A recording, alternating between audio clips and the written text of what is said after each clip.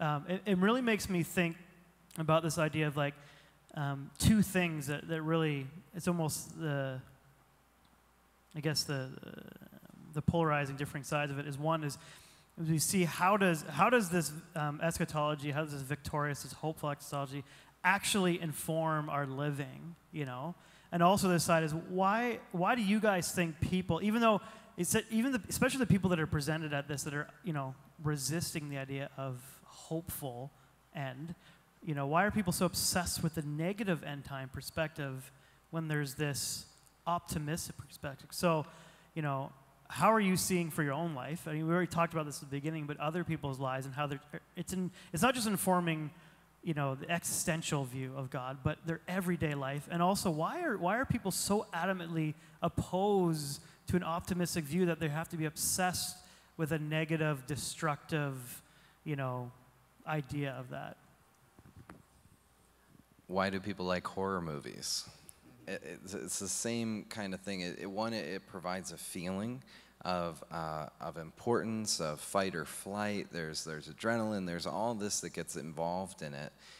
You know, oh, don't you know that we just voted this way, and so we're all going to die in the next few months? The rapture's starting, you know, at the next blood moon, and we're all going down. And there's the constant heightened awareness and a feeling of super spirituality and being plugged into how God is about to come and kill us or rescue us or whatever. That's a part of it. But I think there's also something on our side where we have to take a step back, take a global view as well, because people that are in countries where there's persecution and challenges and things like that, they're not focused on eschatology as much as those who are in the comforts of the Western world. And there's an anthropological study that's been done on this, that people who live in very comfortable places have this sort of a double-mindedness where, okay, I'm enjoying all these creature comforts, but now I'm afraid that I'm going to lose them all. And so there's a constant fear and paranoia that goes together with that pairs up with it, and we run into it more. I remember sending a email to Andrew Cannon White over in Iraq. He's in Baghdad. He endorsed my book, Eyes of Honor. And so, Raptureless being the fourth book, I emailed him again and said, could you give this one a read and see if you'd endorse it? And it was the most intriguing response, because you're talking to someone in a totally different culture and his context. And he wrote back and he said, I'm sure it's a great book. You're a great author. I appreciate everything you do. But I'm already living in a country where we're under the power of the beast right now, and horrible stuff is happening. He wasn't making an eschatological statement. He was just saying, man, I am in the thick of it. I don't have time to read another book right now. I'm trying to deal with Muslim terrorist stuff, and that's what I'm running into, so I can't read your book right now. And just thinking, man, yeah, that's so different. He's trying to advance the kingdom right now in his context, and over here, we're just trying to convince people, look around at your context. You don't have to be afraid all the time of the next radio frequency chip, or iPhone 7's going to kill you, or all this stuff, and yet that is something that's the challenge of the modern Western mind, is we always default to, we're about to lose everything that we're enjoying right now. Yeah, it's interesting because so you had two questions. Why do people go for the negative stuff? Yeah, why people are obsessed with negative, and also when they do switch over, how does that actually inform just the everyday living, not just the existential? Well, I think for the first one, why do people approach the negative? I think there's kind of three reasons, and the first one's the same as Jonathan's. Like, why do people watch horror movies? And you said it's like people who are suffering under ISIS are not interested in watching horror movies. They're living in a horror movie, There's a bit in the movie The Matrix. I can't remember if it's the first Matrix, but one of the Matrix movies, when one of the guys is talking to the bad dudes, that there's lots of them, Mr. Smith. Yeah, Agent Smith. Agent Smith, and Agent Smith says to him, when we first created the Matrix, we made it that there was no suffering or pain in the world whatsoever.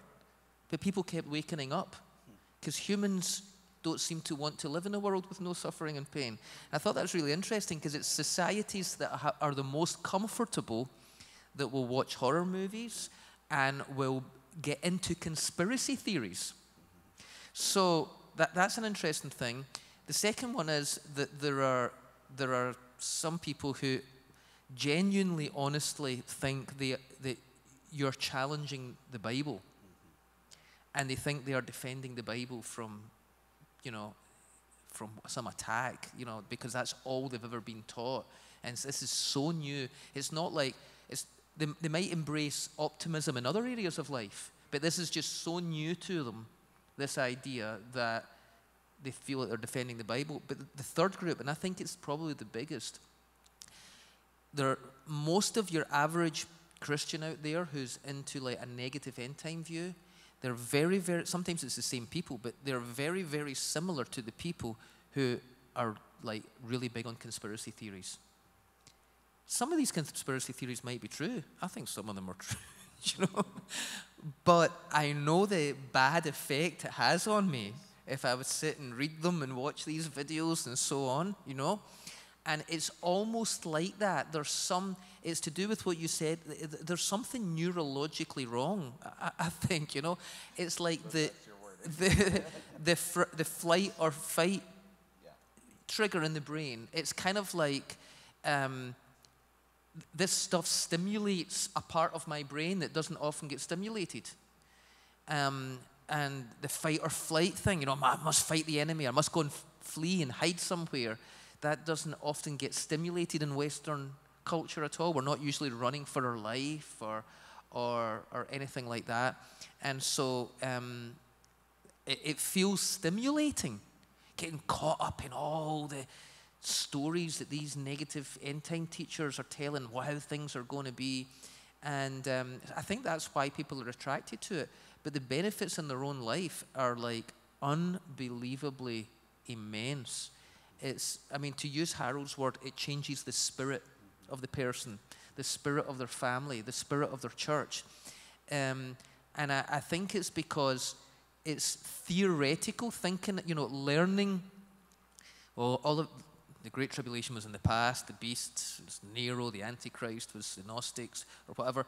All of that's in the past. That is interesting, but it's almost like, but the effect that it has on people is, I think that people have unfinished business in their mind. It's kind of like, I believe in Jesus, I know I'm going to heaven when I die, but there's all this kind of end time stuff that's a bit scary and spooky. I'm not really sure about all of that.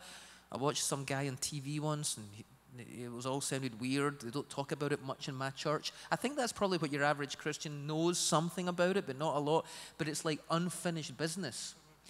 And when you can actually say, I've put that behind me now. Now I can get on with the job of living. I think that is the biggest benefit, that people are then able to get on with living life rather than saying, my life's on hold, kind of thing. There are still some churches and ministries which actively tell their young people not to go to university, buy a house. You should just rent a house, a cheap apartment. You should get a cheap job because Jesus is coming back any second, and all that kind of stuff. But even ones that don't say that, there's like it's almost like the reins are on people. Kind of like, I want to get ahead of my life, but there's something about the future I don't understand yet. That kind of thing. So I think it impacts every area of their life.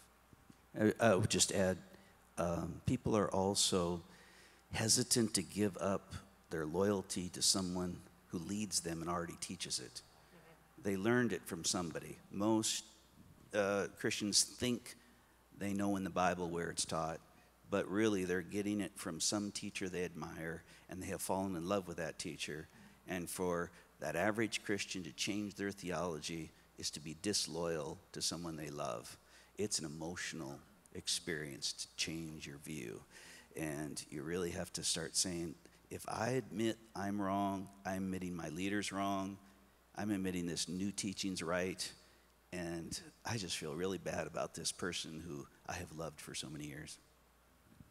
I'll add a last thought too of the practical side of practical implications you said, because I think for me the most disturbing things that I come across, as well as the happiest moments, are when I hear these stories from young women who finally felt safe to have kids, because they've been afraid, because Matthew 24 talks about woe to those who are nursing children in those days.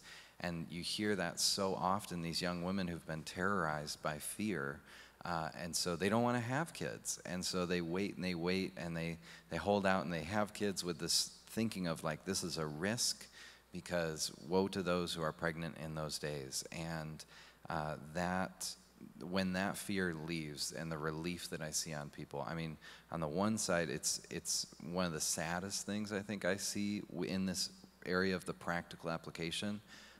It really grieves me, but on the other side, hearing I'm free of that fear now is amazing.